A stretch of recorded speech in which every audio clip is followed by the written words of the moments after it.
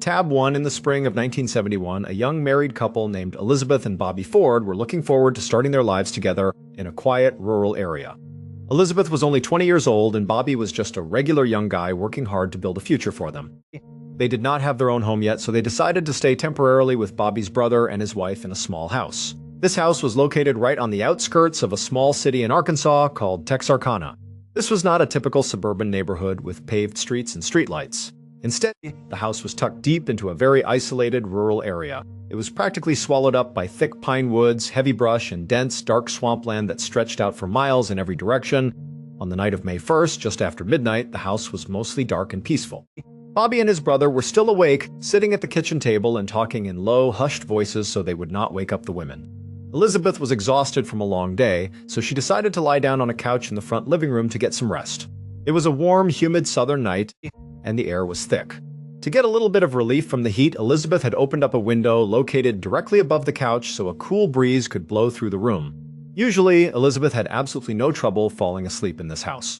She had grown up in the country and was completely used to the natural sounds of the southern woods at night. She actually found comfort in the wind rustling through the pine needles, the hooting of owls, and the steady, rhythmic buzz of insects out in the nearby swamp. But on this particular night, she just could not settle down. She was tossing and turning on the couch, feeling a strange, heavy sense of unease that she could not quite explain. As she lay there in the dark, trying to quiet her mind, she began to notice a very specific sound coming from outside.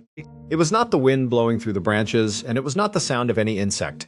It was a slow, heavy creaking sound. At first, she thought it was just the trees rubbing against each other somewhere deep in the forest. But as she listened closer, she realized the sound was much nearer than that. In fact, it sounded like it was right outside the house. It was a slow, steady creaking, moving back and forth across the old wooden boards of the front porch, directly beneath the open window where she was sleeping. Elizabeth froze on the couch, her heart starting to beat faster as she stared up at the dark ceiling. The creaking sound got louder and more distinct, and then suddenly it came to a complete stop. It stopped right on the other side of the window screen, as if something incredibly heavy had just stepped up and come to a halt right next to her head. Elizabeth slowly sat up on the couch to face the window. She squinted through the darkness, looking out at the screen, but she could not see anything out there on the porch. She took a deep, shaky breath and felt a sudden wave of relief wash over her. She told herself that she was just being paranoid and that there was nothing out there. But she wanted to be absolutely certain so she could finally go back to sleep. She decided to lean forward and press her face right up close to the window screen to look down at the porch floor. As she did this, a massive dark figure suddenly rose up from the shadows, completely blocking out the window and the faint starlight. Before Elizabeth could even react or pull her head back, this giant shape lashed out at the screen. A large, reddish-brown furry paw with long, razor-sharp claws sliced right through the wire screen, missing Elizabeth's face by only a few inches. The sound of the metal tearing was incredibly loud in the quiet room. Elizabeth let out a terrified, blood-curdling scream and fell backward off the couch, tumbling onto the living room floor. Outside, the dark creature turned around and bolted into the night, disappearing into the thick brush.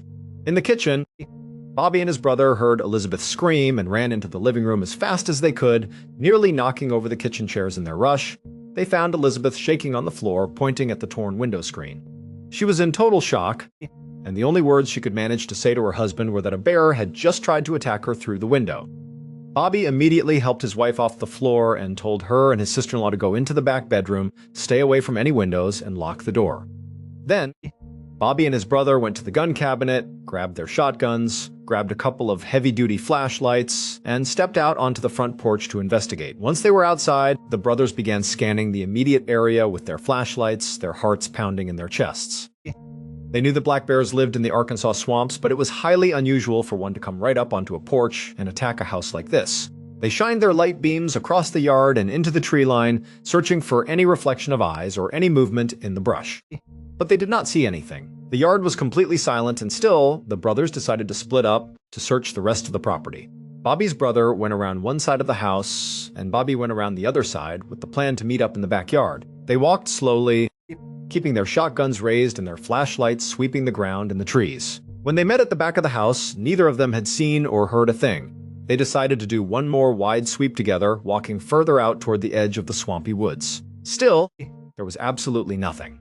They figured that the loud scream from Elizabeth and the general commotion must have scared the animal off, and it was probably miles away by now. The brothers walked back to the front porch to decide what to do next. They were both experienced hunters, and they knew how dangerous a black bear could be. In this part of the country, these bears could easily weigh up to 500 pounds, and despite their size, they could run incredibly fast, up to 35 miles per hour if they wanted to. Usually, the rule was to just leave them alone, and they would leave you alone too. But this situation was different. This animal had actively stepped onto a porch and tried to reach through a window to grab a human being. That was highly aggressive and unnatural behavior for a wild bear. Bobby and his brother agreed that they could not just go back to sleep and hope for the best. They had to protect their family. They decided to set up a watch. Bobby's brother would stay at the front of the house, and Bobby would watch the back. They would stand guard with their weapons until the sun came up, and then they would call the local authorities for help. Bobby took a final drag of his cigarette, flicked the glowing butt onto the dirt, and walked back around to his post at the rear of the house. Bobby stood in the darkness, clutching his shotgun, staring into the black woods. Only a few minutes went by before he noticed a change in the air. A horrible, overpowering smell began to drift over him. At first, he tried to dismiss it, thinking it was just the typical musky, damp odor that came from the nearby swampland on a humid night. But as the seconds ticked by, the smell grew much heavier and more intense. It was a putrid, sickening stench, like a wet, decaying animal carcass that had been rotting in the sun for days. Bobby tensed up, feeling the hair on the back of his neck stand up. He raised his shotgun to his shoulder and began scanning the tree line with his flashlight, trying to find the source of this awful smell. Suddenly, off to his left, he heard the sharp sound of tree branches snapping. He whipped his flashlight toward the noise, and the beam illuminated a massive, dark figure charging across the yard, running away from him toward the forest. Without thinking, Bobby raised his shotgun and fired a single shot into the darkness. Immediately after the gunshot, a loud, high-pitched yelp echoed through the trees. Bobby was convinced he had hit the creature. He started running toward the spot where he had seen the figure, screaming for his brother. Bobby's brother, hearing the gunshot, came sprinting around the corner of the house. The two men met up in the yard, and Bobby excitedly told his brother that he thought he had successfully shot the bear. They walked carefully into the brush where the yelp had come from, shining their lights on the ground, expecting to find a wounded or dead animal. But to their confusion, there was nothing there. No blood, no body, nothing. They felt a slight sense of relief, thinking that even if the bear was not dead, it was at least injured and would probably think twice before coming back. But their relief was instantly shattered when they heard their wives screaming at the top of their lungs from inside the house. The brothers turned and ran back toward the house as fast as they could.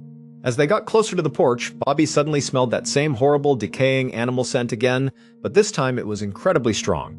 Right as Bobby's foot hit the very first step of the porch, his brother, who was running just behind him, screamed out for him to stop. But Bobby had too much momentum. Before he could react, he realized the creature was right there on the porch with him. It had bypassed them completely and was waiting. Before Bobby could even lift his shotgun, this massive thing lunged at him. Bobby felt a horrific burning pain as sharp claws tore into his shoulder and arm. He fell hard to the wooden porch, twisting and thrashing wildly in an attempt to protect his vital organs. He was pinned flat on his back, looking up at the massive chest of this giant beast. Its arms and legs were on either side of him, trapping him. The stench of rotting flesh was completely overwhelming, filling his nose and throat. In a desperate bid for survival, Bobby noticed a small opening to his side. With a burst of adrenaline, he threw his body weight to the side and managed to roll out from underneath the creature. He scrambled to his feet, threw his body against the front door, and practically fell inside the house. His wife immediately slammed the door shut and locked it behind him. But as they stood in the living room, they realized with horror that Bobby's brother was still outside on the porch, alone with the beast. Before they could even think about what to do, the loud blast of a shotgun shook the house. Then, there was a long, terrifying silence. No one moved. No one breathed. A few seconds later, the front door slowly creaked open and Bobby's brother walked inside. He was pale, shaking, and holding his shotgun. Bobby, clutching his bleeding shoulder, looked at him and asked if the bear was dead. His brother looked back at him with a trembling voice and said no, and that the thing outside was definitely not a bear. As soon as the sun began to rise and the darkness faded, Bobby's wife rushed him to the local hospital to get treatment for his torn shoulder and to be treated for severe shock. Meanwhile, the family contacted the local police, who arrived at the property to investigate the scene. They hoped to find the creature dead or badly wounded nearby, especially since Bobby's brother had fired his shotgun at point-blank range on the porch. But the creature was gone. However, what the police did find in the soft, damp dirt surrounding the house completely shocked them. They found a series of bizarre footprints and handprints. This was not a bear. The prints clearly showed that whatever had attacked the family walked on its hind legs. The footprints had only 3 toes, and the handprints showed 3 long, sharp claws. This matched the terrifying description that Bobby's brother gave to the police. He explained that when he was face-to-face with the creature on the porch, he saw a beast that stood over 7 feet tall, completely covered in thick reddish-brown hair. When he shot at it, the creature did not run on four legs like a bear would. Instead, it stood fully upright and sprinted away on two legs at an unbelievable speed. But the most chilling detail he recalled was the creature's eyes. He said they were a blazing, glowing red color that seemed to pierce right through the darkness. When the residents of the nearby town of Fook heard about the attack, they knew exactly what the family had encountered. For over 200 years, people in this region of Arkansas had shared stories about a massive Sasquatch-like beast that lived deep within the swamps and forests. They called it the Fook Monster, or sometimes the Boggy Creek Monster. Over the years, many people had claimed to see this creature, but it was usually described as an elusive animal that mostly kept to itself, occasionally stealing livestock or pets. No one had ever reported it actively trying to break into a home and terrorize a family like it did to the Fords. This terrifying encounter actually inspired the famous 1972 horror movie called The Legend of Boggy Creek. Over the years, local authorities and scientists have tried to find a logical explanation for what the Ford family experienced that night. Some suggested that they might have encountered a massive, aggressive feral pig, which can sometimes produce a terrible musk and behave unpredictably. However, the physical evidence of the three-toed tracks and the consistent eyewitness descriptions of a 7-foot-tall bipedal beast have never been fully explained, leaving the true identity of the Fook monster a mystery to this very day. Now, we are going to move forward in time and travel to the other side of the world, to a place where another community found themselves living in absolute terror of an unidentified beast that left a trail of violence in its wake. On the evening of August 1st, 2015, a 20-year-old man named Fraser Beloy was walking by himself down a main road in the South African province of Limpopo. Fraser had just finished a long shift at work and was eager to get back to his village. It was only about 7:30 in the evening, which was normally a time when the roads would be busy with people. Usually, Fraser would see his neighbors walking around, chatting with one another, or running last-minute errands before dinner. But on this night, the road was completely empty. In fact, over the last 10 days, this entire area of Limpopo had turned into a virtual ghost town after dark. No one dared to step outside their homes unless it was an absolute emergency. The reason for this sudden panic was that more than 20 people in the area had been brutally attacked and mauled by some kind of animal. The victims who survived the attacks all described the creature as a terrifying four-legged demon. They had started calling it simply the Beast. Fraser was a very practical, level-headed young man, and he did not really believe in stories about demons. He was convinced that the so-called Beast was probably just a large, aggressive stray dog that had gone rabid. Even so, he did not want to take any chances, so as he walked down the deserted road, he kept looking over his shoulder to make sure nothing was sneaking up on him. As he walked, he looked up at the mountains in the distance. For several days, a massive forest fire had been raging on the slopes miles away. In the dark night, the fire was so intense that the entire mountain seemed to be glowing a bright, ominous red. Fraser eventually reached a familiar turnoff. It was a narrow dirt path that cut through a patch of thick forest, serving as a shortcut to his village. He stopped at the entrance of the path, looked behind him one more time to confirm he was completely alone, and then stepped into the dark woods. Under the heavy canopy of the trees, the night became incredibly dark. Fraser tried to distract himself from his fear by focusing on the list of chores he had promised to do for his mother when he got home. But he had only walked about 300 feet down the path when he heard a sharp rustling sound in the bushes behind him. Fraser stopped dead in his tracks. He turned around and stared back down the dark path, trying to see if anything was there. The woods were pitch black and completely silent. He stood there for a full minute, holding his breath, waiting for any sign of movement. When nothing happened, he let out a breath and told himself he was just letting his imagination get the best of him. He turned back around and started walking again, but he instinctively picked up his pace to a quick jog. He was almost to the end of the forest path, and he could actually see the lights of his village flickering through the trees just ahead. But then the rustling sound started up again, closer this time. Along with the rustling, Fraser heard another sound that made his stomach drop. It was a heavy, raspy wheezing sound, like a very sick animal that was struggling to breathe. Fraser knew he was not being paranoid. Something was definitely tracking him through the darkness. He did not slow down, but he turned his head to look back over his shoulder. He saw nothing but shifting shadows. Suddenly, a massive crashing noise erupted directly behind him, sounding like a heavy animal had just leaped out of the brush and landed right on the path. Fraser was too terrified to even look back. He broke into a full sprint toward the village. Behind him, he could hear the rapid, heavy thudding of paws hitting the ground, and the footsteps were getting closer and closer. The horrible wheezing sound was right on his heels, sounding like a bellows pumping air in and out of damaged lungs. In his mind, Fraser tried to convince himself that this had to be a rabid dog, but he knew that did not make sense. The sheer weight of the footsteps and the speed of the pursuit indicated that whatever was chasing him was far larger than any domestic dog. He kept running, his lungs burning, desperately aiming for the safety of his home. Finally, Fraser burst out of the trees and ran into the open area of his village. At that exact moment, the sound of the pounding footsteps behind him stopped. Fraser did not stop to look back. He ran straight for his house, which was just a short distance away. He reached his front door and reached for the handle, thinking he had made it. But before he could open it, a sudden, searing pain exploded in the back of his neck. The creature had leaped through the air, catching him from behind and sinking its teeth into his neck. Fraser crashed to the ground, bringing his arms up to shield his head. Through his blurred vision, he could see a massive, jet-black, dog-like animal pinning him down, aggressively biting at his face. Fraser could barely feel the pain due to the sheer shock and adrenaline. He started screaming for help, trying desperately to push the heavy beast off him, but he could not. Within seconds, his mother and several neighbors, who had heard his screams and seen the commotion, rushed out of their houses. They were carrying shovels and metal tools.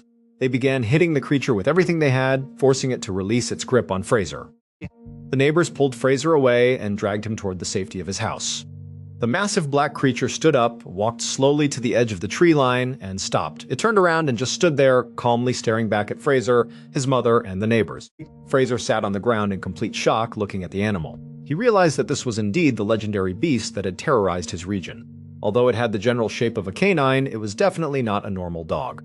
In South Africa, wild canines like jackals or hyenas are typically small and have multicolored fur. This creature was completely pitch black and absolutely enormous.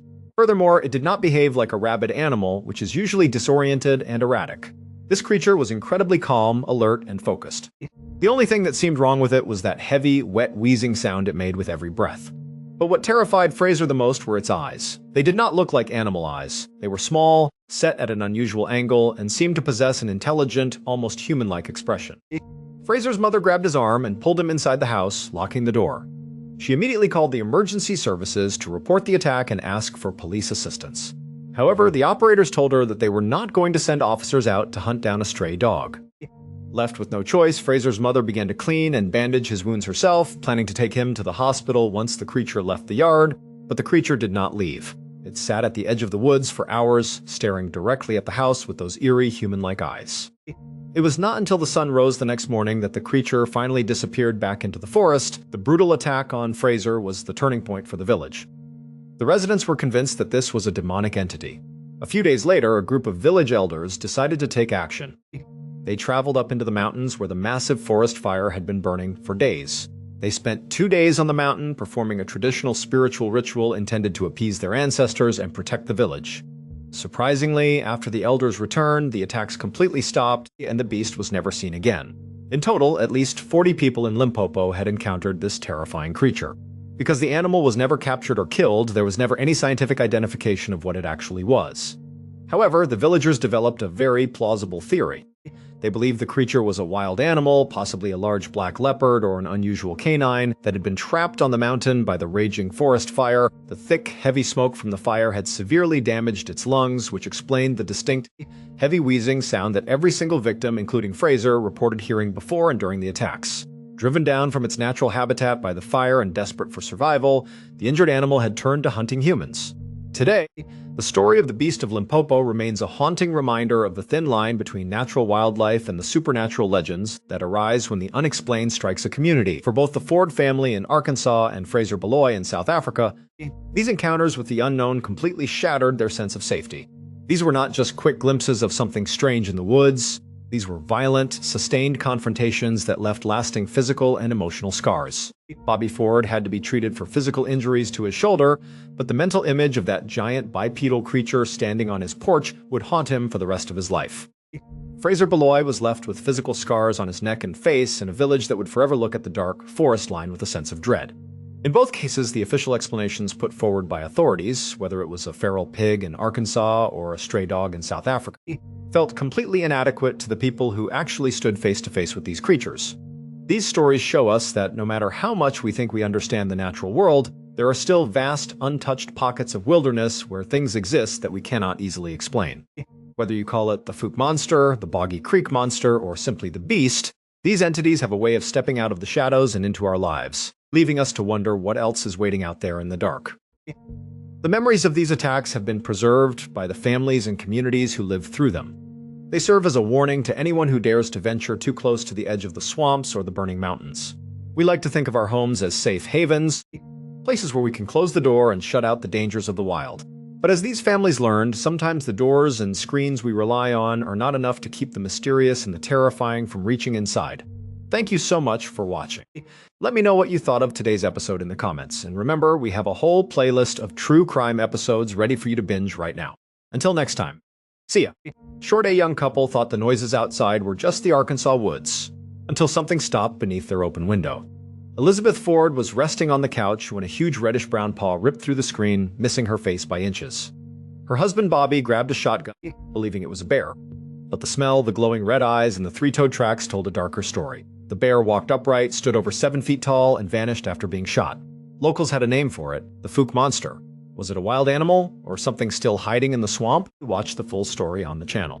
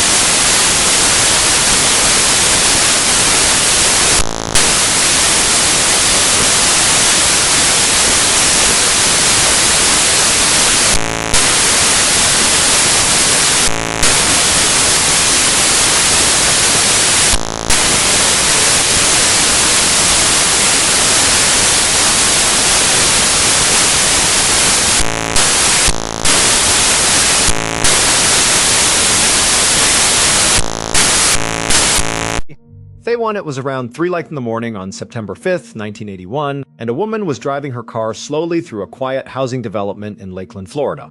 In the car with her were 2 of her friends. They had all agreed to spend the night at her duplex, and for this woman, that was a huge relief. The idea of being alone in her house right now was just completely terrifying. You see, the night before, there had been a brutal murder committed just a few streets away, and the killer still hadn't been caught. The community was on edge, and no one felt safe in their own homes anymore. Just before 8:00 p.m. on September 3rd, 1981, 2 nights earlier, a 31-year-old woman named Linda Slayton stood in her own kitchen in that same Lakeland development. She was staring into her cupboard, but the shelves were almost completely empty. All she could see was a couple of cans of beans and a single bag of flour. Seeing this made a pit form in her stomach. She knew that somehow she had to turn these very sparse ingredients into a real meal for her 2 growing boys. Linda was a single mother to Jeff, who was 15, and Tim, who was 12. Money was incredibly tight. In order to take care of her kids, she had to be resourceful in every way imaginable. She had to figure out how to stretch every dollar, how to make food out of almost nothing. She even made her kids their own clothing, carefully stitching together fabric she bought on sale, doing anything and everything she could to save a little bit of money. Up until just a few weeks ago, the small family had been living in Alabama. But Linda had made the big decision to move them all to Lakeland, Florida. The main reason for the move was that she had a lot of family there, a built-in support system she desperately needed. Her hope was that with her family close by, their lives would finally start to improve. It wouldn't feel like such a constant struggle just to get by. But so far, the move to Lakeland had just felt like more of the same. Linda hadn't been able to find a steady job, so she and the boys were relying on government assistance and food stamps to survive. But it never seemed to be enough, especially not enough to keep 2 teenage boys fed and happy. Tonight, Linda's youngest son, Tim, was due to be dropped off any minute. He was at football practice, and she knew from experience that he would come home absolutely ravenous. So she really wanted to have a hot dinner ready and waiting for him when he walked through the door. On top of that, Linda was hopeful that Tim and her other son, Jeff, would eat quickly enough so that they would all have time to go to a neighbor's housewarming party later that night. All the neighbors in this area were basically as new as she was. The complex they lived in, a sprawling development with about 81-story duplexes, had only been open for about 3 weeks. It was technically government-subsidized housing, but it had the feel of a classic suburban neighborhood. The units were built on quiet cul-de-sacs with neat little lawns where all the neighborhood kids would go outside to play after school. Linda's sister also lived in this complex, so Linda already had one friendly face she could count on. But for Linda, making friends of her own was also really important. She was an outgoing person by nature, and she was also newly single. She really wanted to take her mind off her ex-boyfriend. Until recently, Linda had been dating a guy named Brendan Fowler. At first, he had seemed great. He was charming and attentive, and he was even the one who told her about this apartment complex in the first place. But over time, he'd started to get really controlling and possessive. Just 2 days ago, Linda had finally worked up the courage to end things with him for good. But believe it or not, despite the constant struggles, Linda actually felt a sense of hope. She had believed that leaving Alabama and moving to this new complex in Florida would be the refresh that she and her kids so desperately needed. But in reality, it seemed like the true reset had been the breakup with Brendan just a couple of days earlier. It felt like all of these big changes had to happen, one after the other, in order for their lives to really get on the right track. And so, feeling a new sense of optimism, Linda looked back into the cupboard at her limited ingredients. Suddenly, an idea popped into her head. She could make a quick bean casserole with just the few things she had. So she grabbed the cans and the flour and she got to work. About half an hour later, Linda pulled a beautiful golden brown casserole out of the oven and set it on the counter to cool. And that's when her older son, Jeff, wandered into the kitchen. He saw the casserole and asked if dinner was ready. Linda told him it was, but she explained that they needed to wait for his younger brother, Tim, to get home from football practice before they could eat. When she said that, Jeff just sort of blew up at her. He said he was really hungry right now and that there was basically no other food in the house. He couldn't even grab a snack to tide himself over. He pleaded with her, "Come on, Mom, let me just eat now."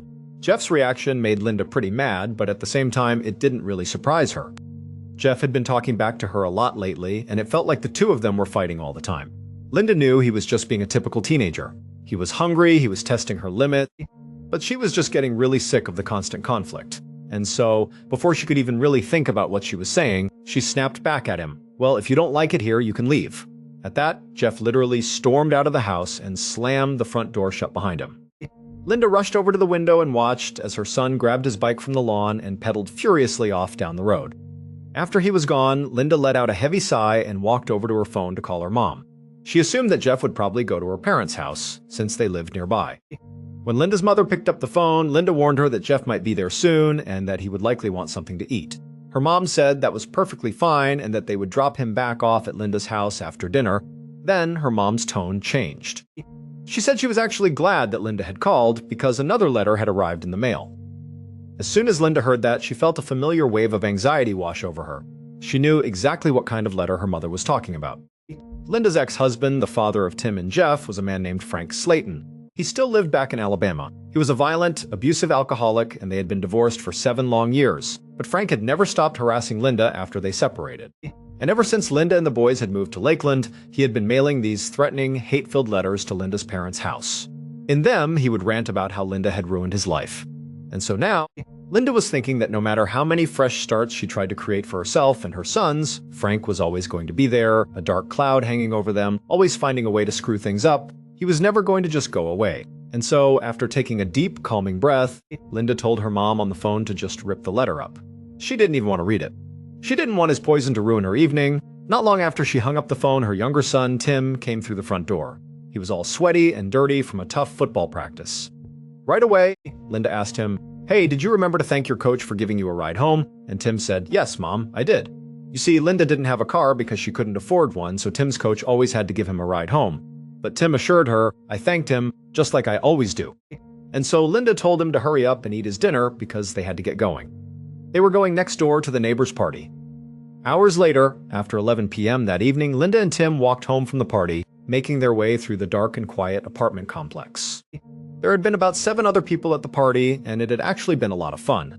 Everybody just sat around, drank iced tea, and played cards while they talked about all the perks of living in this great new complex. They talked about the convenient business district right across the street and how incredibly responsive the maintenance team was. So, Linda was really glad that she and Tim had gone. She was also exhausted, and she knew her sister was planning to come over for coffee first thing in the morning.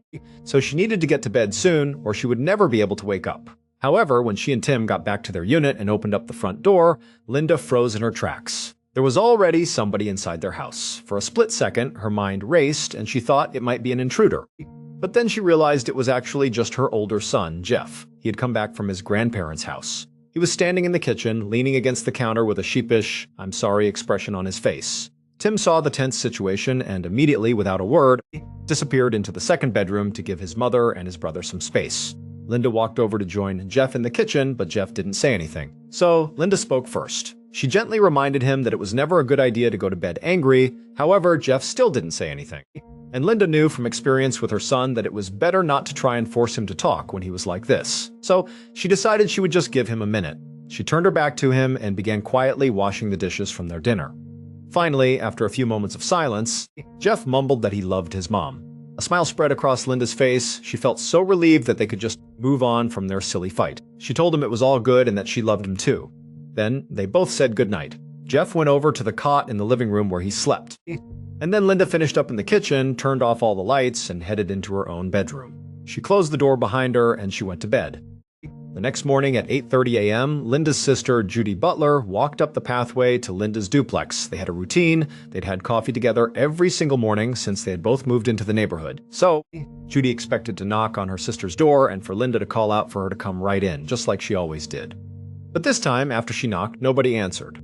There was just silence. So Judy waited a moment and then knocked again, a little louder this time. When there was still no response, Judy reached down and tried to open the door herself, but she found that it was locked. This had never happened before. Linda always answered the door, or at least called out in response to her knock. But Judy wasn't really worried yet. She just assumed that Linda must have overslept or something. So Judy decided she would just go back home for now and let her sister get a few more minutes of sleep.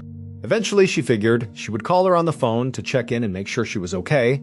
However, as she started to walk away from the home, she noticed something strange on the side of Linda's duplex. One of the back windows was missing its screen. Judy knew that that particular window belonged to Linda's bedroom, and it definitely had not been like that the day before. So, seeing it now made her feel a little bit uneasy. A knot of concern tightened in her stomach.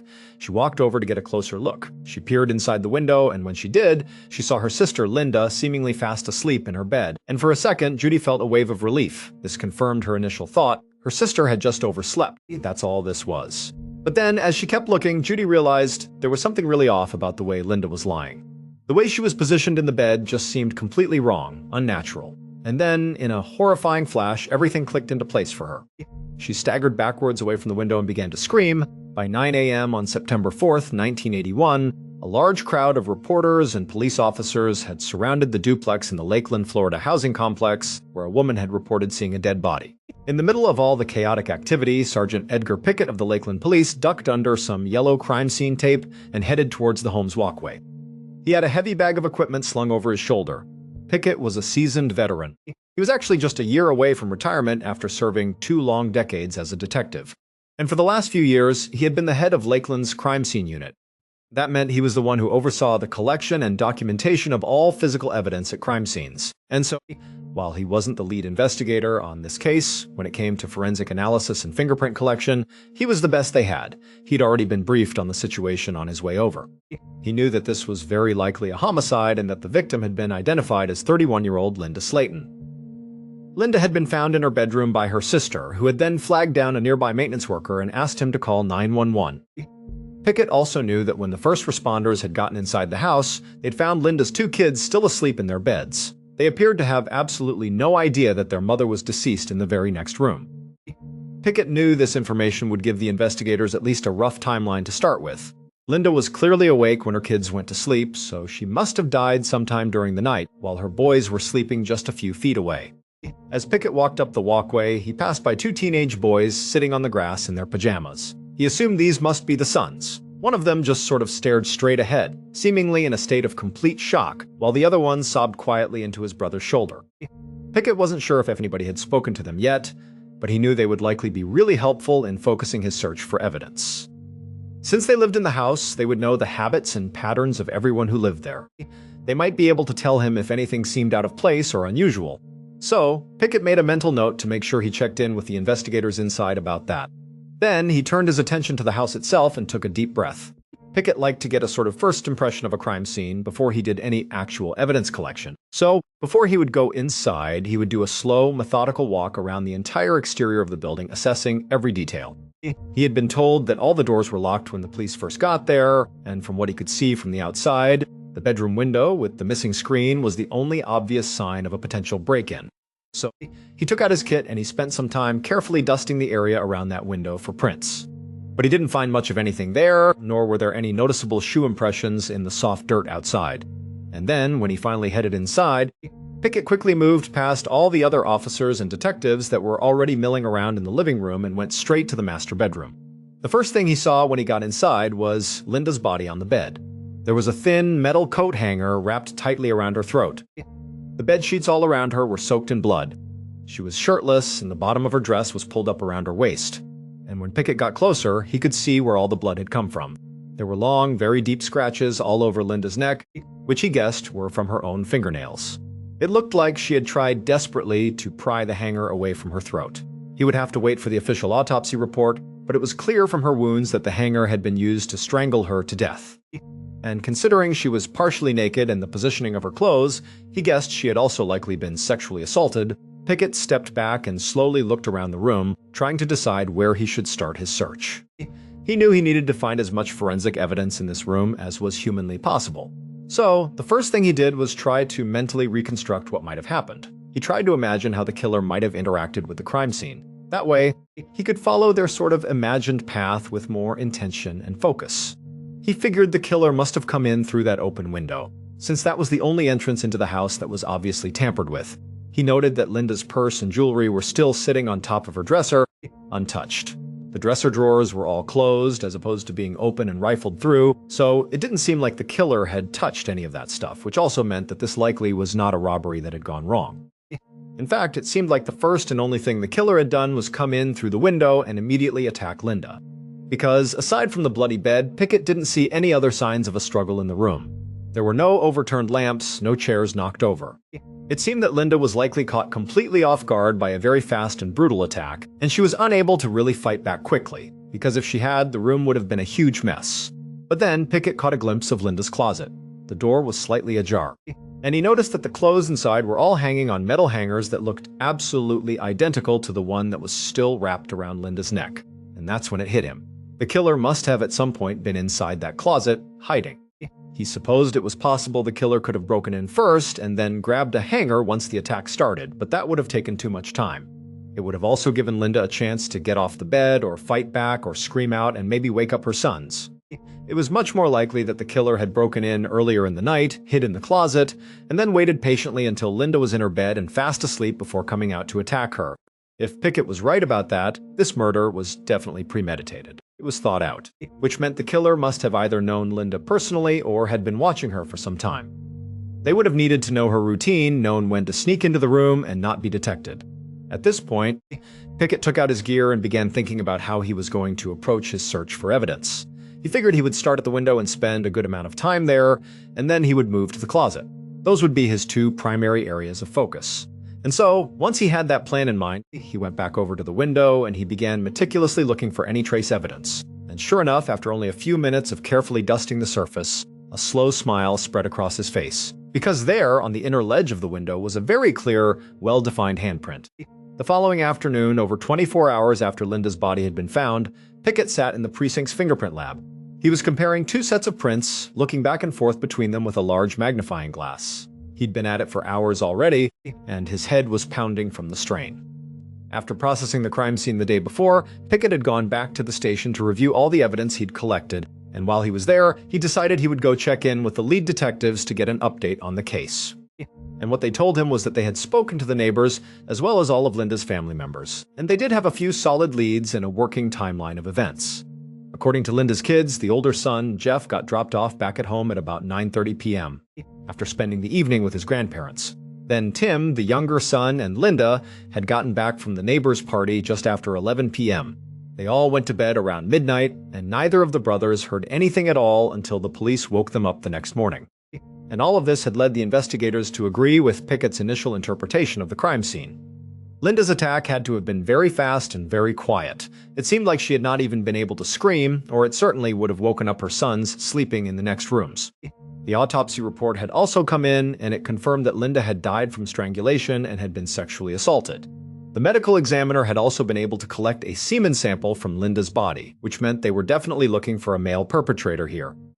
And since this was now clearly a sexually motivated crime, it meant that anybody Linda had been romantically involved with was now suddenly a top suspect.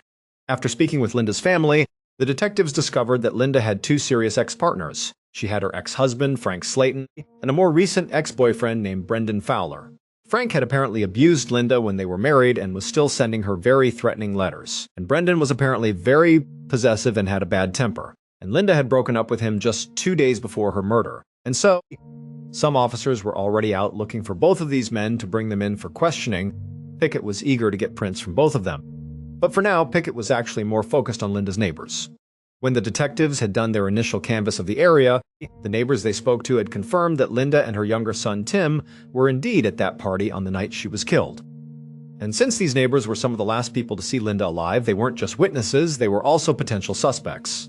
And so, Pickett had collected fingerprints from all the men who had been at that party who didn't have a solid alibi for the period of time after Linda went home. And that's what he was working on now, painstakingly comparing those prints one by one to the print he had found on the windowsill. So far, none of them were a match. But they had also gotten blood samples from those same neighbors, and so Pickett knew he would have to test those as well. Back in 1981, DNA testing as we know it didn't exist yet. But investigators could figure out a person's blood type from various bodily fluids. So, Pickett and his team could test those samples against the genetic material found on Linda's body and rule out suspects that way. But Pickett had another reason for wanting to be so diligent when it came to testing the people who lived in the complex. It was because after Linda's murder, just in the last 24 hours, there had been other disturbing signs that the killer might actually still be in the immediate area. At 3:00 a.m. that very morning, one of Linda's neighbors had called the police to report that a stranger had broken into her house. And even though that person was gone by the time the police arrived, they could see that her back door had clearly been forced open. And then another neighbor had called in to say that the screen on their window had been pried open as well. None of them were violent assaults like Linda's had been, but the timing was incredibly suspicious, and it made Pickett wonder if there was a serial predator living right there in the complex. The department had ordered extra patrols in the area, and Pickett was supposed to get fingerprints from anyone they got suspicious calls about, so he was working with his police radio crackling right next to him on the desk. Pickett leaned back in his chair to give his tired eyes a rest. He knew he was getting pretty fatigued and would need to take a break soon. But just seconds later, a detective barged into the lab and told Pickett they needed him on standby for fingerprinting. They had just brought Linda's ex-boyfriend, Brendan Fowler, in for questioning. Moments later, Pickett was standing just outside of an interrogation room, listening as a couple of detectives spoke with Brendan Fowler inside. Even though he couldn't see Brendan, Pickett could tell by the tone of his voice that he was not happy to be there. He sounded argumentative and very defensive as he insisted over and over that he had absolutely nothing to do with Linda's death. And when he was asked about where he was on the night she died, he had an alibi. He said he was at home with his family and that he had stayed there the whole night. He even gave the detectives his mom's phone number and told them they should call her to confirm his story. Pickett heard the detectives confer in hushed voices for a moment. Then they asked Brendan if he would be willing to take a polygraph test and let them take his fingerprints. And to Pickett's surprise, Brendan said, "Yeah, go ahead." And as soon as Pickett heard that, based on his years of experience, he went right inside the room and got Brendan's fingerprints before Brendan could change his mind. On September 11th, 1 week after Linda's murder, Pickett sat down at his desk and opened the local newspaper. And what he saw on the front page made him cringe. The Lakeland police chief had just given an interview where he publicly admitted that they would not be making an arrest now or in the next few days. And reading that in print just reminded Pickett of how little they really had in this case. None of the neighbors' prints had been a match to the one Pickett had lifted from the windowsill. They had also tracked down Linda's ex-husband Frank, but they found that he was in Alabama on the night Linda was killed, so his alibi was solid. As for Linda's ex-boyfriend Brendan, he had seemed pretty guilty at first. During his polygraph test, the results had come back as inconclusive, and his alibi didn't completely check out. His family had said that he was home at one point on the night Linda was killed, but they had all gone to sleep and couldn't say for sure if maybe he had left the house at some point during the night. But when Pickett had looked at his prints, he had no choice but to clear him. They were clearly not a match to the print from the scene. So now, Pickett knew the entire investigative team was scrambling for new leads, which was why he wasn't surprised by what he saw when he looked up from his paper. He saw a detective leading a suspect out of a precinct interrogation room after clearly questioning him. And it was Linda's own 15-year-old son, Jeff Slayton, and he was obviously crying. Pickett had heard through the grapevine that Jeff was being looked into as a suspect in his own mother's murder and had already been questioned a few times. Detectives had started getting interested in him when a few of Linda's family members mentioned that Jeff and Linda had been fighting a lot in the weeks before she died, and when investigators had looked back at the crime scene photos, they realized that Jeff's cot in the living room shared a wall with Linda's bedroom. So, it seemed very strange to them that he hadn't heard anything on the night she had died.